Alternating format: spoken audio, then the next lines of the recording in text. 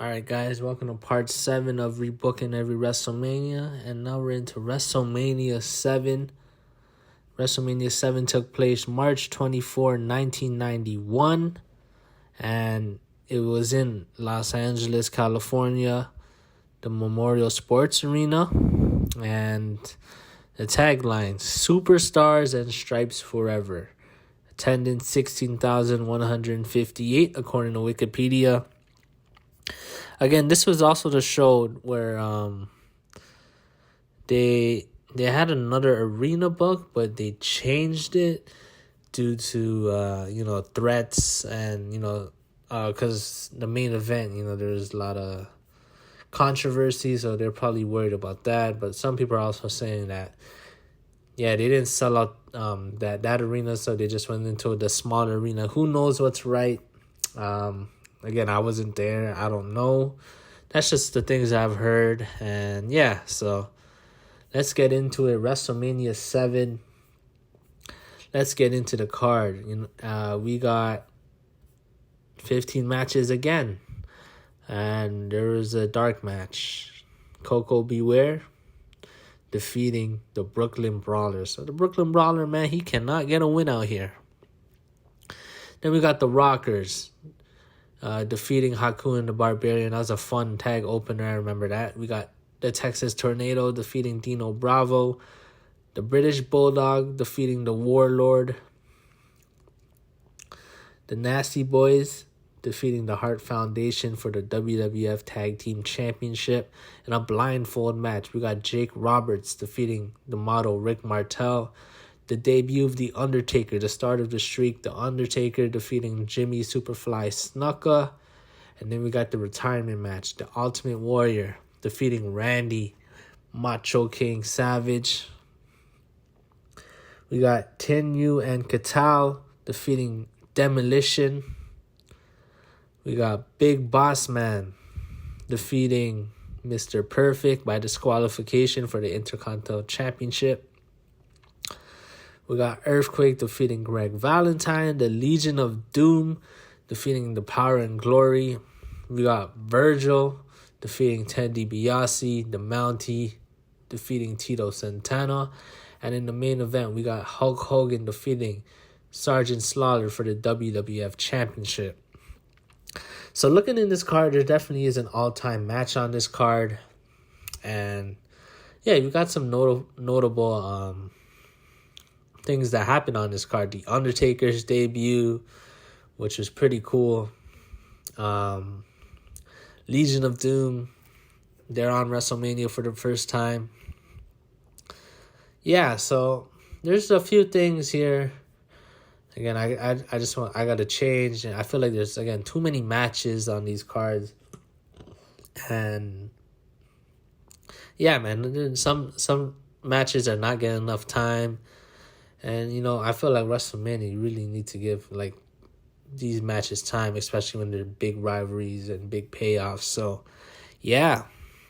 let's get into it, guys. WrestleMania 7.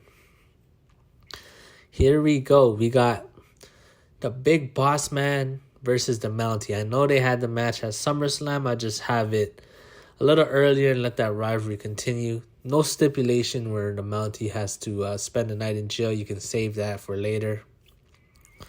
And just a fun match. Again, Big Boss Man, he's pretty over. And I'd have him defeat the Mountie in a fun opener, to start the match. Again, it can be, the Mountie saying Big Boss Man is not real authority. The Mountie is, and that can be the crutch of the rivalry. And then we got Texas Tornado versus Earthquake. Again, it's kind of like the battle of the natural, disasters, basically.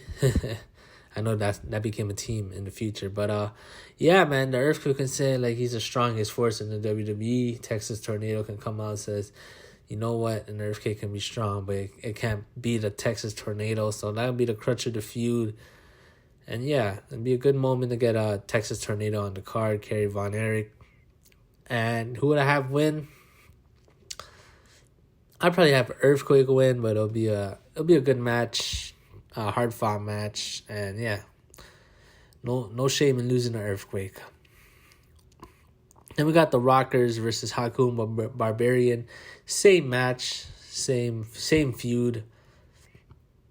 Again, one of the best openers in history to this date. And yeah, it's just a great contrast of styles. You got the Rockers, very high flying, very charismatic. And then we got Haku and Barbarian. They're very in your face. They're very physical. And yeah, so it'll be a great match like it was. And definitely got to keep it on the card. Then we got the Hart Foundation versus the Nasty Boys. But not for the tag titles. We'll get to that in the next match. We could have the same match as well. I'll give the Nasty Boys a win. They kind of needed the Hart Foundation. They're definitely well established. So just like on the real card, the Nasty Boys win. And again, it's also a great contrast in characters and styles. We got the Hart Foundation, they're very slick, great wrestlers. And then we got the Nasty Boys who are, opposite of clean and slick. They're nasty with it and they're very physical, rough. So it'll be a good feud. Also, the crutch is Jimmy Hart. He'll be managing the Nasty Boys, so he has history with the Hart Foundation. So that's also a nice added touch to the rivalry. Then we got the World Tag Team Championship match. Demolition versus the Legion of Doom. Yes, we have to have it. Why not? Two of the biggest tag teams probably to that date. Again, there's many people had dream matches. Two very kind of similar teams in that they have the face paint.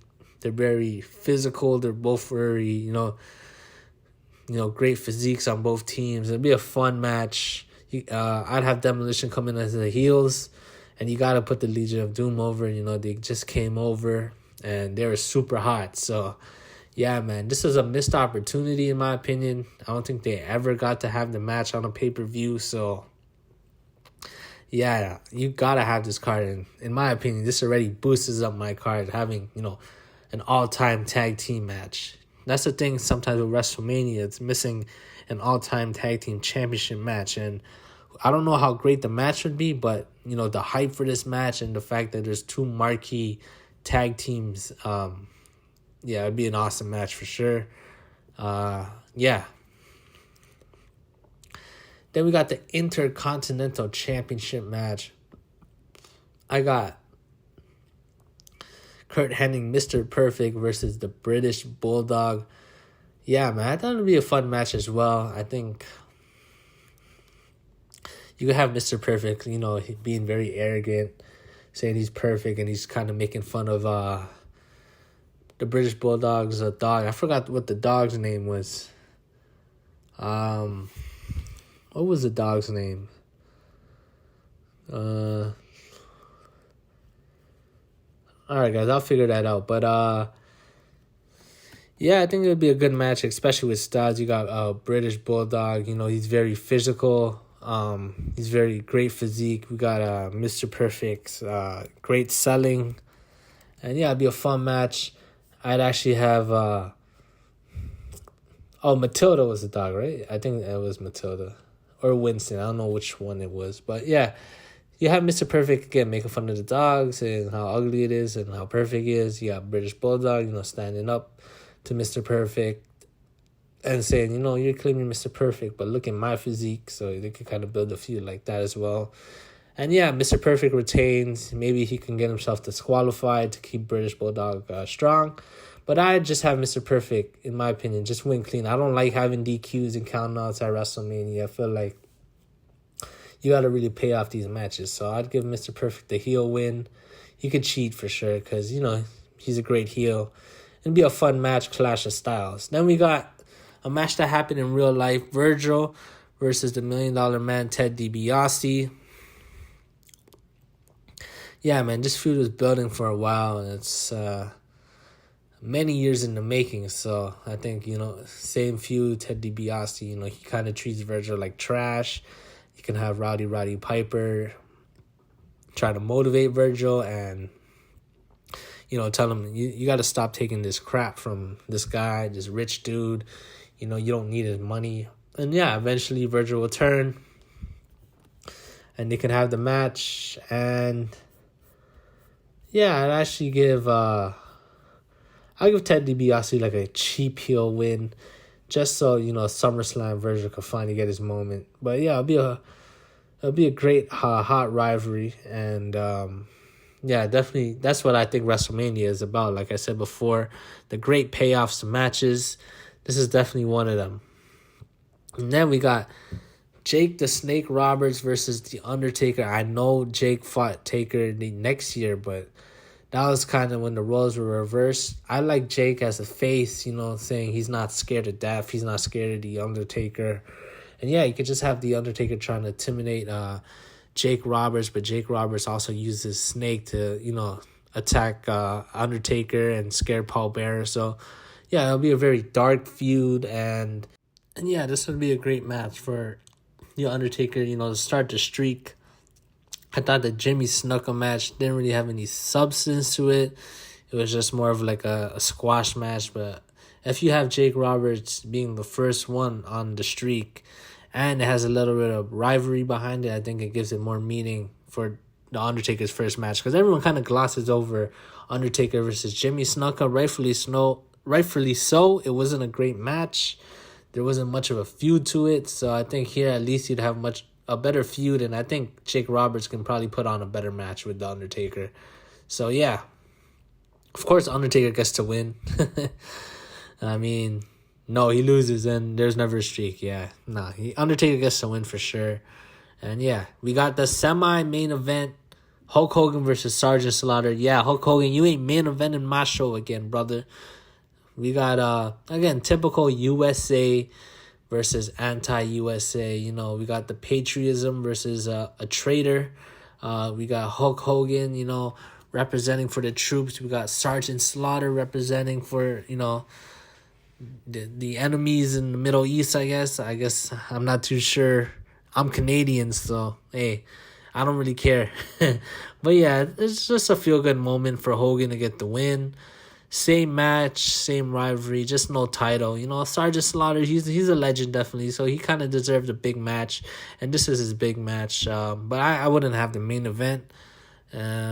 Just because I felt the match after it also did happen in real life was much better. And I think both stars deserve that spot on the card. So, yeah, typical Hogan wins. USA, patriotism. Ending, feel good moment for sure for the crowd, so I ain't mad at it. All right, the main event, we got the WWF Championship title versus career. Ultimate Warrior versus Randy Macho Man Savage. I'd have Warrior keep the belt. There's no point in him dropping it at the Rumble when he could have just held it to WrestleMania, in my opinion, and have a big time match with Savage. Very personal match. Savage won a title shot. Ultimate Warrior, he doesn't want to give it to him. So, yeah, man, I think it would be a great match. And, yeah, we can have Queen Sherry as well trying to play mind games with Warrior, trying to use her seductiveness, I guess, to, get Savage a title match. But Savage, he can, ambush Warrior, attack him. And, yeah, just sets up the match. Great match. Warrior says, you want the match? You got it, but you put your career on the line. Savage says, you know what? I know I could beat you, so, oh, yeah, let's get it on. And, yeah, can have the same match, same ending. That's also important, too. Sherry, after Macho loses, her meal ticket's gone. She attacks Savage. Miss Elizabeth comes save the day, and they celebrate at the end of the ring because this is Macho's retirement for about 4 months, and Macho Man does come back. But, hey, at the time, it would be a feel-good moment, seeing, one of the most beloved superstars, his career ending, and also that he kind of changed. That kind of changed him. It was a necessary evil for him to change and for him to be a better person and for him to finally reunite with Elizabeth because he finally did change and become a better person. So, yeah, I think this will be an all-time main event and a great way to end WrestleMania 7. So let me run down the card Once again, here we go. Big Boss Man versus the Mountie. The Texas Tornado versus Earthquake. The Rockers versus Haku and Barbarian. The Hart Foundation versus the Nasty Boys. Demolition versus the Legion of Doom for the World Tag Team Championship. The Intercontinental Championship. Kurt Hennig, Mr. Perfect versus the British Bulldog. And we got Virgil versus the $1 Million Man Ted DiBiase. Jake the Snake Roberts versus the Undertaker. We got the Immortal Hulk Hogan versus Sergeant Slaughter. And in the main event, title versus career, the Ultimate Warrior versus the Macho King Randy Savage.